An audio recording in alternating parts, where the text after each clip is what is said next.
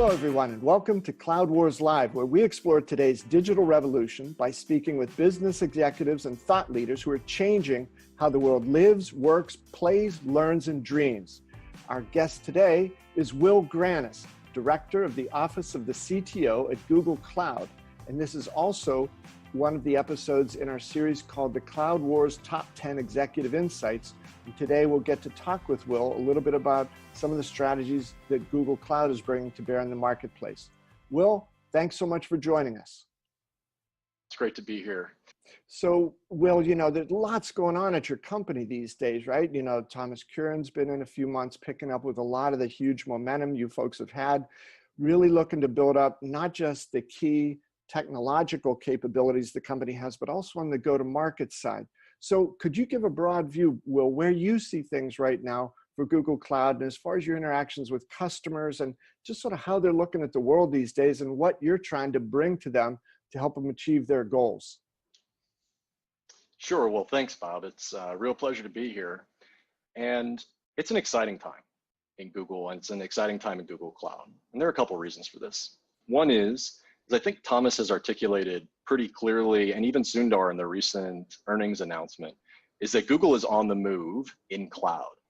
And not from a theoretical basis, but from an actual basis. In terms of customers who are putting a very meaningful, business critical systems, applications, into cloud and onto Google Cloud, that's sharply on the rise. We have a lot of examples of co-innovation between these large enterprises and Google Cloud. A couple of examples pop to mind, like Iron Mountain, a really amazing company that has had the archives of most of the companies in the world for many years. And now those companies are starting to unlock the power of those archives using data, analytics, machine learning, and cloud. Those examples are really a harbinger, I think, for this next wave of cloud, which is, if you think back, 10 years, I know it's hard, because we live in the, month by month rapid product velocity world. But if you think back about 10 years ago, a lot of the cloud discussion was around taking these storage, compute primitives that all companies were using and figuring out how to get them out of, your CapEx and your area and put them in somebody else's place. And now just 10 years later, we have entirely new business models, entirely new business lines being created through this convergence of these different cloud technologies and these platforms. So it is a really exciting time for all of us here at Google. And that commitment that you hear from Sundar and from Thomas around the strategy, around expanding the go-to-market teams so that more customers and more partners can take advantage of what I would contend is a pretty compelling technical foundation from Google. It's not one of those things that we ever hear from our customers and that our technology isn't good enough. It's that they want access to it. And so the strategy makes total sense for the wave that we're in. So as these businesses and partners create, that they have access to what we think is some pretty compelling technology and platforms. Will, as you mentioned that example with Iron Mountain, it reminded me of one of the other customer stories that I think Thomas has emphasized around Next, which was media companies, right? They had this huge, files of things somewhere, but they were pretty much passive, and you've helped them light those up. Yeah, think about stories. Stories are kind of the fundamental currency of human interaction. They have been since the beginning. They are today. Reference this podcast and the outreach to all of your listeners and the outreach between the two of us. Stories are really kind of form the foundation of what we see as the world around us. And so when I think about stories, I think about like the New York Times and I think about National Geographic, both customers who have highlighted their work with Google Cloud. But what was most important to us is that this started from a kernel of an idea that they had about how to tell stories that were kind of locked up in the old way of storing files or storing photos or storing, this large archive. And Marcus East, for example, the CTO of National Geographic, someone I respect greatly, he was at Next talking about how through the work, that Google Cloud, it was an honor to support him in this, but by being able to move their archive to Google Cloud, not only did they take advantage of modern compute and storage and efficiencies in the infrastructure, but they also unlock stories that had been kind of dormant for a long time. And if you're a photographer, this is the story of your life, camera in hand, seeing the world through this lens. And now everybody in the world gets access to what only was in the realm of a few photographers' viewfinder. And then every once in a while, the ones that made the print media, those were the ones highlighted. But imagine all the stories that are now being uncovered. That's the power of cloud. And to your point, media is one of those industries that the storytelling capacity, like the New York Times talking about their pictures that had stickers or writing on the back of them. And now through vision and machine learning, they can be auto tagged and available for processing, discovery, new stories. That's the type of world, and that's the type of storytelling that media companies are going to be able to do now and into the future, thanks to cloud. Well, Will, if we could, one other extension off of that is, you described this 10-year time from, 10 years ago, a lot of companies were saying, I got to get my costs down. I'd prefer to begin to move out of the data center business and so on like that. Can you maybe help me with security as well? Now you're describing a way of not only all those good things, but at the far end, how they go into the future, reimagining themselves as something with more capability, more opportunity, and more value to the world of customers and prospects. Yeah, absolutely. And this is a very consistent pattern. So I have the privilege of leading a team called the Office of the CTO at Google. And this is not a team that you'll hear much about or hear directly from us too often. And the reason for that is because our whole mission is to create this technology bridge between the aspirations of business creation that these companies and partners have and the technology of Google. And it is very obvious to us that every large enterprise, every company that aspires to create value for their shareholders and for their customers and partners, they're all pursuing what I would call a two-pronged strategy. Strategy number one is cloud can offer efficiencies. It can offer the ability to invest in the future of those businesses.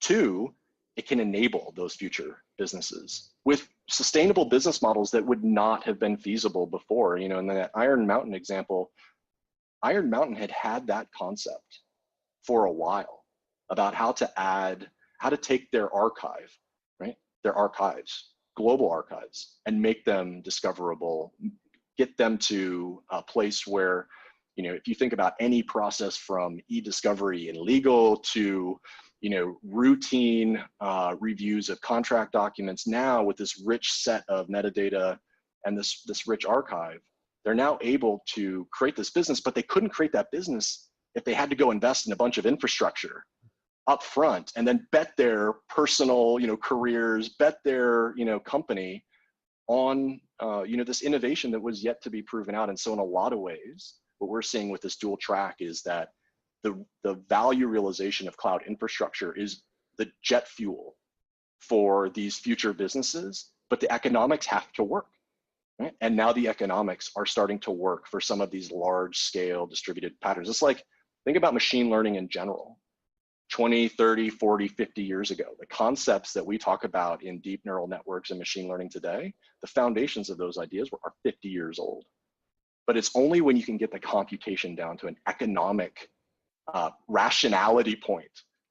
Does an algorithm or does a model building, does a company that wants to base a business line on the outcomes of these models, is that even feasible or practical, or even can the computation close in short enough time that all your engineers don't walk away and just, they're gone for 4 days while the big machine is out there cranking. Now you can distribute these jobs out, very much kind of extending this 15-year ago concept of distributed computing, but now putting it in the hands of any enterprise or any partner that has these aspirations. Pretty cool. Well, it is remarkable stuff here. And, as you were describing that and, you're sort of bending time in certain ways or, fulfilling this future that's been offered. You think about something like the National Football League, right? There's 168 hours in a week. They play 17 weeks for 3 hours. Yet now through this expression of digital technology, some of the things you were talking about with New York Times, National Geographic, they've become a, 24/7 business. So in some ways, It seems like the customers who are coming to you want not just the technology that Google Cloud has, but also help us open up our imagination. And I really love that line you used, the aspirations of business creation. That's a good one. Yeah, and sports are a really, really interesting example of where we see, the potential of cloud, just like a lot of different technologies converging, like edge, IoT, cloud, machine learning. So, for example, we did this partnership with the NCAA last year, right? And a lot of it was like extracting the many, many years of data and just getting it to a place where it could be computed upon and it could like inform coaches and teams. And, it was very much could this work? Just a year later, we have college kids running predictive brackets on decades worth of basketball data. You extend that even further. So my heart is in hockey. So I grew up playing hockey. I love hockey. I think the NHL is on the precipice of, the same type of transformation. So think about real-time strategies. If you're on the bench, right? And if you're able to capture this data and make sense of it in a timeline sufficient to affect your decision cycle, then what that means is you go in between the periods 1 and 2, and your coach now has a strategy that is based upon the actual gameplay of period 1, not, these batch jobs that have been running for a while. And all of this is possible because all these sports teams are basically, they're instrumenting all of their fields. They're capturing all of this video. There's a lot of stories around the NBA, the MLB, lots of NFL. They're all converging into this world. What's really fun for me to think about is I think the NHL is about to go through the same transformation. And when I was a kid, it was the chalk talk in the locker room beforehand and good luck. Now it could literally be, this is how the team is, countering our strategies in period 1. What can we do to change things up? And you've seen the impact. If you look at the sports teams that really outperform, a lot of them are adaptive strategy teams, not in kind of shorter time cycles. And that's the same across any industry. That decision it was in the military quite a long time ago. And one of the things we used to talk about was the OODA loop: observe, orient, decide, and act. And when you can be inside that loop, amazing breakthroughs are possible. And we definitely see the same thing, not just in sports, but across every industry. When you can get inside that decision loop, and when you can move faster than the pace of, your peers, because, in business, there is a little bit of a competitive aspect to it. But when you can move with that pace, you have the opportunity to create outsized returns for shareholders and breakthrough experiences for customers. And that's what we seek. And that's what we see not only in the NFL, but across every sport. And me personally, my time and attention will be a little bit weighted towards the NHL, though that does not imply any partnership or anything specifically. I have a passion around it. Yeah, well, that's wild, as you described that, and it sounded like one of the things you were getting at, right? That sort of real-time decision-making analysis, performance improvement that can happen on sports teams in the NHL, something like that. It goes back to, you talked about getting inside the loops there, getting inside the data. A couple minutes ago, you described this notion of some of the co-creation adventures you've been on with customers. That's where things really start to happen, right? When you get the data, the insights, the opportunity to change, and these companies begin to evolve. So sort of writ large, what we've been talking about here is those things that happen on data-driven up, starting to put things together that were never before possible. It opens the mind to what can happen. And if the customer's in driving that with you, that's the golden opportunity, right? Yeah, I've been attempting to innovate in the enterprise space for the last couple decades. And there is one very, very foundational element to succeeding in innovation, especially when you're in an area that is uncertain and what I call kind of like really large business value creation, is there's a lot of uncertainty. And this uncertainty can be handled in a couple different ways. One is you can spend a lot of time upfront trying to strategically plan it out, or you can start to iterate and to experiment and to engineer the uncertainty out of it. And what we see with cloud is it kind of gives people this superpower in the strategic planning process that allows them to move quickly not necessarily to, an answer, but to take some of the risk away, to take some of the uncertainty away. So just like you would build, a data model and an algorithm and a machine learning model and trying to see what lift you could get out of your results, the same thing is happening in the strategic planning process, which is that whole process is getting lift from the rapid availability of cloud infrastructure, machine learning, and the industry has now come to a point where it's so readily available. And we see this with Google Cloud especially, that like a capability like BigQuery. It used to be you came to cloud to get what you already knew you had in your data center, and you just wanted like the external version of it. Mm-hmm. But there is no comparison to an on-prem system for BigQuery, because it's literally you put your tables in and BigQuery computes across many, many millions of rows, right?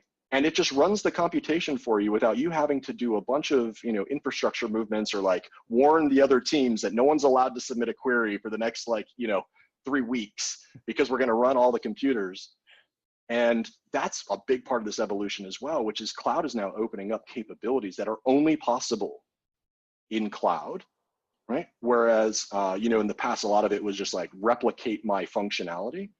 And so back to the strategic planning process, how does it change how a company thinks about driving the uncertainty out of a business decision when they can ask 1,000 questions in this and get answers back in the same time that before maybe they could ask a couple? And oh, by the way, they had to like allocate millions of dollars before they could even ask the first 3 questions. And so that's what a lot of, especially in the CEO kind of boardroom level, that we're seeing a lot the impact, not just of cloud on like, the line of business or in IT, but actually in how the firm operates. Yeah, well, so these are some, remarkable insights here. Tell us a little bit about how Google Cloud's uniquely qualified to be able to help customers hammer through some of these breakthrough opportunities. Yeah, so first off, I think it's really important for you and your listeners to hear from us that, our vision is that we want to be the best cloud partner for customers, regardless of how or where they want to leverage cloud technology, because it's across the board, right? There are some companies that are born in the cloud. There are some companies that are, doing their application rationalization and trying to figure out what, to move to cloud. And sometimes there'll be mainframes that stay, and sometimes there'll be mainframes that go. But our really big vision is that we have this, and I think that we are well on our way here to creating a foundation and a baseline that whatever the customer choice, they can find a home in Google Cloud. And I will be very specific here. So, we just recently talked about Anthos at Next. Why would we do something like Anthos? Why would we, try to orchestrate and manage and help customers, empower customers to manage, disparate cloud providers and infrastructure components and, applications and services that are spanning, people's clouds other than our own potentially, right? Including on-prem, because that's what customers need. Right? It's a very difficult lift to take an entire estate and move it all into the cloud. Some companies have done it. Many enterprises are finding their path to, a large cloud, if not, fully cloud strategy.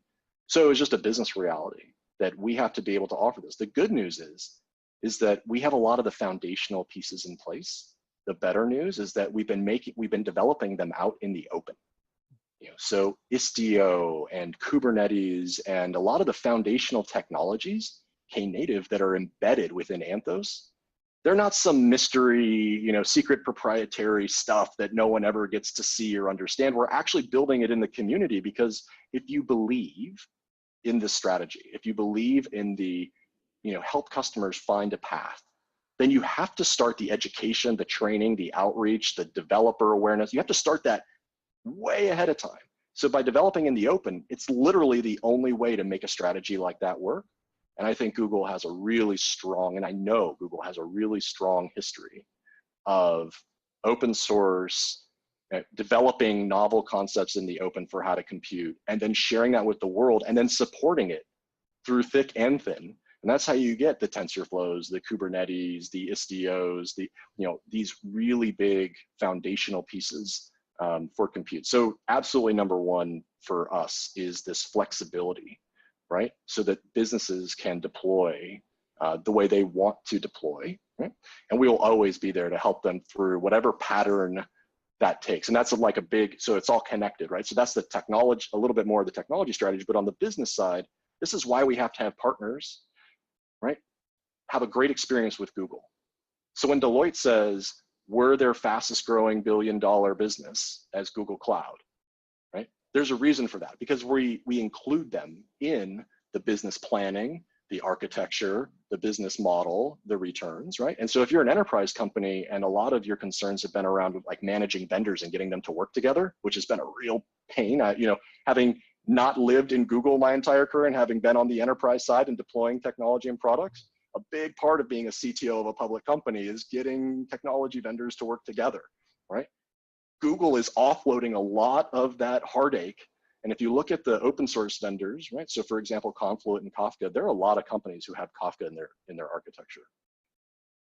There are a lot of opportunities to suggest things other than Kafka, but if a customer really believes that's the best way to architect, then what Google Cloud does, and what you just saw it next, is we want to have agreements with these open source providers, right? Confluent, so that the version that customers run is the latest, best, Confluent approved managed version, and that Google Cloud has already thought about that architectural pattern and it's baked in. So you get, one, in terms of Anthos, you get this kind of like wrapping up of a lot of the components and the relationships and the strategies, right? And the partnerships, simplified surface. But then you also get real economic outcomes and real business outcomes for the companies that are tying their future to it, which makes it stable, supportable, and de-risks customer choice for a position like that. And well, one of the things that also came out next is you were describing the open source relationships and how that's fully fused into how Google looks at things, was almost like that business model approach that Thomas had described, right? We're talking about de-risking not only on the technology side, but on in some ways the commerce, the transactional side. Yeah, what happens if we extend the concept of the cloud providers basically taking versions of open source, building their own, right, as a pattern? What if that pattern extends? I always like to ask the question, what happens if we see more of something? Well, what happens if we see more of that? Are companies still going to get formed, get early adoption with developers? Are we still going to see this kind of amazing velocity of open source innovation that's fueled a lot of advances in databases, messaging systems, orchestration of containers, machine learning? Look across the entire IT landscape, and it is a history in a lot of ways founded in open source. And so, for us, we are doing this because it's good business, right? It's good strategy, but it really requires that integrated relationship. And we do think about the entire lifespan of an open source company, and we do see it as our responsibility as Google to support not just individual companies, but the open source ecosystem as a whole. And we have seeded it before, we have benefited from it, and we want to make sure our customers and our partners get the benefit of this kind of 2 decades of Google working out in the open and being partners with open source, and also deploying our own out into the world and supporting it. We just, it's imperative. It's imperative for that entire value ecosystem that, at least in Google's case, we believe strongly in making sure it's stable. Yeah, I haven't heard of another one of the big tech companies doing that. That novelty and innovative approach, both on the technology side and the integration of that and the reliance on it, and then also, as you just described there, about the business model side. And well, another issue where Google Cloud rightly, I think, takes a lot of pride in what it's doing there is cybersecurity. And right, we talked a little bit ago about the perception over not that many years of something being, just the way it is to now. It wasn't that long ago, right? The questions about the cloud were, well, can they match my, as a business, level of security? And that's been completely flipped upside down, right? Yes, absolutely. And so who are the large enterprises adopting cloud? financial services, healthcare, governments, they all have a very, very, kind of top of the concern, list of things, and security is at the very top, and regulation is a reality for all three of those markets. And so it's also about making sure that the security approach is well integrated into the concept of these regulatory frameworks and how those businesses are even going to be allowed to operate.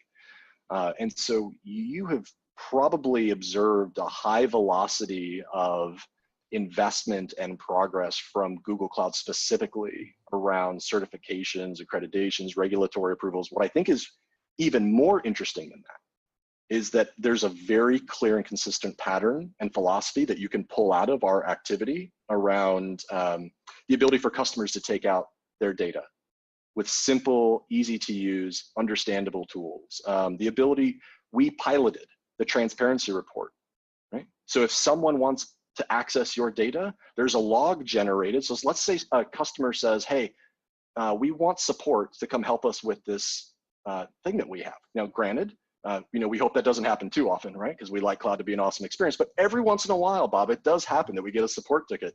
And in those support calls, we want to make sure that customers know exactly who and when and for how long anybody has, accesses their data. So one, we can't do it without their permission. And two, we're going to give them logs. And now we give them logs in near real time so they can see that you can actually see the activity of Google at your request, accessing data. And when you taking it even a step further, which is customers also want to have lots of flexibility and choices around how they're the custodians of their data and their security. And so customer managed encryption keys and the ability to have very tight control, even though we encrypt in transit and at rest across the entirety of Google Cloud. That's not even enough. And we have to do even more, and we have to give customers all of these choices, and in doing so, really give them the security lead, because while we are an infrastructure provider, platform provider, and partner on the cloud side, they have to feel good about their risk posture, and they have the audits that they have to integrate with. And our transparency reports, we put white papers out on our cloud.google.com site that go in great detail about how we meet compliance regimes. All of this, right? Think about the investment that these companies are getting. So for example, if a large financial services company is investing with Google Cloud, now they get transparency reports, they get logs, they get the ability to take out, they get the ability to manage a custodial strategy with best practices and, and things that are already, line of sight to regulatory frameworks. Any individual company trying to get all of that on their own is a huge investment, a huge headache. And with cloud, this is, and especially with Google, with all these mechanisms I've described, it completely changes the dynamic around security being one of these like really hard investments to make, because you want to put everything into, the revenue creation and the sustainment of the revenue creation. But now security is like this kind of like super secret, like, built-in feature of their architecture. And so we've definitely seen that shift over the last, I'd say 3 to 5 years, from a lot of like concerns, questions, fear, uncertainty, and doubt, into it actually being an enabler and moving faster through regulatory frameworks and audits and the rest, based on having these tools available and data that they didn't even have before, that now that they can have and hand over to the appropriate regulatory regimes and audit regimes. Yeah, it's wild, and in such a short period of time, how that perspective and capability has flipped. And Will, I wanted to check in with you. This has been remarkable. Some of the things you've talked about, really interesting. Could you give us a synopsis, please, on sort of Google Cloud's outlook? 3 areas. One is customers, sort of top of mind for them. What are they trying to do today? 2 is your partners. You've mentioned some of the things partners are doing. And the 3rd one is competitors. Sure. So let's see. Let's start with customers, because I think everything starts and ends with customers. Thomas has been really clear about the strategy.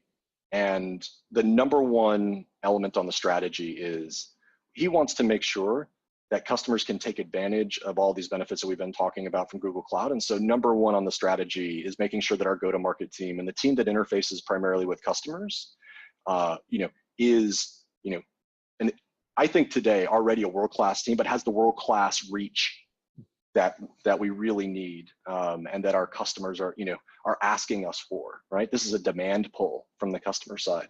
And so we're laser focused on making sure that customers have a path to Google and that they have a great relationship on that path with Google. It's already pretty great. We just want to scale it out. From the partner side, you've heard me describe probably 5 to 7 different very specific examples of how we believe that, and I think I know our actions prove it. When it comes to partners, we want to build relationships that have sustainable economic foundations and where partners succeed because of their relationship with Google Cloud in ways that they weren't succeeding before. And I go back to like Iron Mountain, which created an entirely new line of strategic business that they built a platform that they can offer into the market, right? And we just kind of feel like maybe we play some small part in giving them the superpowers to, kind of do that, experiment, learn, and externalize it, all the way to like a Deloitte when one of the world's top consulting firms says we're their fastest growing billion-dollar business. My guess is that might have taken some people by surprise. Didn't take us by surprise. But I see more and more examples of platforms and ecosystems that our customers want to create and enable in the world, right, being built on top of this foundation. And so we have a really strong responsibility to make sure that we continue to partner with them, that the business models are ones that feel very like fluid between the two organizations. And our open source partnerships are another just example of, even when it's early, or even when it isn't necessarily like a Deloitte or an SAP or an Iron Mountain, you can look at like Mongo, and you can look at Kafka, and you can look at some of the key partnerships. There's a reason why those partnerships are in place, right? They represent the desired patterns of our customers. And so making sure that, the partner approach is not just, in like the global consulting, firms, it's not just with the big, kind of like co-creation partners, but it's also seeding the future of the market. And these partnerships are strong so that this is like, we're in cloud for the long haul, decades and decades. This is a decades long market. And so you have to be across all three, I think, in order to be successful. And then from a competition perspective, we just want to make sure that people understand what we're about. And we want to make sure that our customers, developers, partners, these ecosystems, we're spending a lot of time communicating, right? This is an example of something that, a couple of years ago, we didn't have this conversation. Now we do. And now there's a lot of great stuff to talk about. And we want to make sure that we broadcast our position, broadly and specifically. And we're very encouraged by how customers and partners are making their choices. And I think Sundar was very, I think he gave a really good indication in the last earnings call around, when we talk about the number of large customers and how that velocity is growing. I think it's a pretty exciting future for all of us here. It is, and Will, please, one last question here. If you take a look back a little bit, as you talk about the future and connecting the recent past to the future, another good partner for Google Cloud, Accenture, every year when they do their tech vision projection and the big ideas that are going to come up that year, I was at the event, I guess it was in January, February, and they started by taking a look at some of their past themes for the year. It was 2013. They said every business is a digital business. So, they're out ahead of the things a little bit there, but that was 6 years ago. So these businesses that are starting to work with Google Cloud now, they're not, you talk about the tech transformation being over, decades and how they've got to have that coexistence, but the imperative for these companies to sort of start moving into the types of companies they need to be, there's an urgency to that, right? It's time for these companies to get going. Yeah, absolutely. And this was my point earlier about, the strategy is not necessarily a new strategy for these companies. What is changing is the applicability of technology to give them the superpowers to build those businesses and to do it in an economically rational way, right? And so, I personally work across what I'd say roughly our top 100 customers and partners in this role. And it is consistent that strategies that people used to think were unachievable because they couldn't engineer out the uncertainty to the point where they could feel confident about pushing a lot of effort behind something, that decision cycle is changing. And if you think about the availability of data analytics, even in the boardrooms and in the line of businesses now, for what would have cost you millions of dollars in fixed infrastructure, you can get for thousands of dollars in consumption, and you can do it faster, right? And it's only kind of limited by the questions that you can ask. I think a real reason why to your point, like people are rushing in, is because these platforms, like what we're building at Google, people have now seen the opportunity to leverage them to take all that creativity that all of these companies have, whether it's aerospace, retail, manufacturing, media, healthcare, financial services, government. There are innovators everywhere. Google does not have the market on innovation. These companies do. And it's a real privilege for us, right, to see an opportunity where our paths and theirs now are increasingly coming into alignment. And I would contend that a lot of the work that we've done around open, multi-cloud, hybrid, a lot of these bridging concepts that we've talked about today now make it possible for those companies to go completely digital, just like others have done over the last 5 years with Google. Now more and more will have the opportunity to do so. So yeah, it's definitely, I think it's been on the horizon for a while. I think digital transformation has been a term that's been around for a little bit.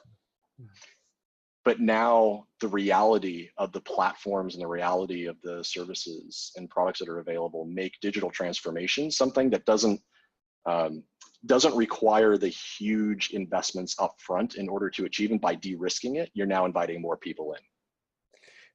Well, that's fantastic. Will, is there anything that you want to be sure to address before we wrap up?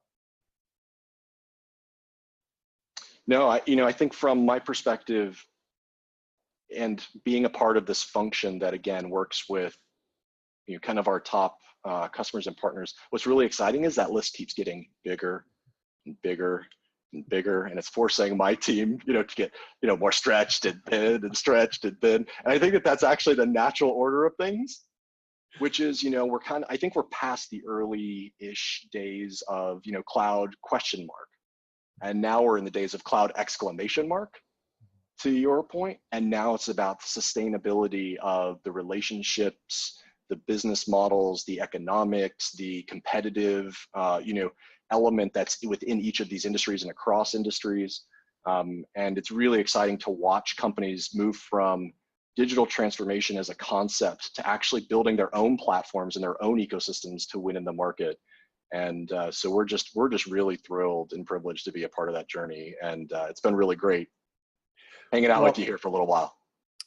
Will Grannis, Google Cloud, thank you so much for making the time to be with us. This has been wonderful. Thanks, Bob. And thanks to all of you folks for tuning in here to Cloud Wars Live. I hope you've enjoyed this episode of Cloud Wars Top 10 Executive Insights, featuring Google Cloud and some of the wild things that it's doing with customers. Thanks a lot. Hope we'll see you next time.